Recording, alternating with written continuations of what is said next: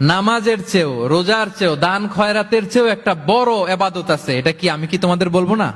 সাহাবারা তো অবাক, নামাজের চেয়েও বড় ইবাদত, রোজার চেয়েও বড়, দানের চেয়েও বড়। ক্বালু বালা ইয়া রাসূলুল্লাহ। সাহাবারা বললেন অবশ্যই হে নবী, হ্যাঁ আপনি বলেন সেটা কি? বিষ্ণু সাল্লাল্লাহু আলাইহি ওয়াসাল্লাম বললেন ইসলাহু যাতিল বাইন, বিবাদমান দুই গ্রুপকে মাঝখান দিয়ে যে মিলিয়ে দেয়া।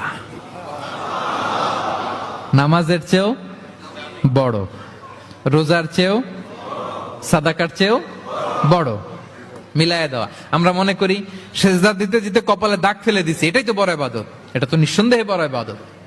আমরা মনে করি হজ করতে করতে শেষ করে ফেলতেছি, এটাই বড় ইবাদত।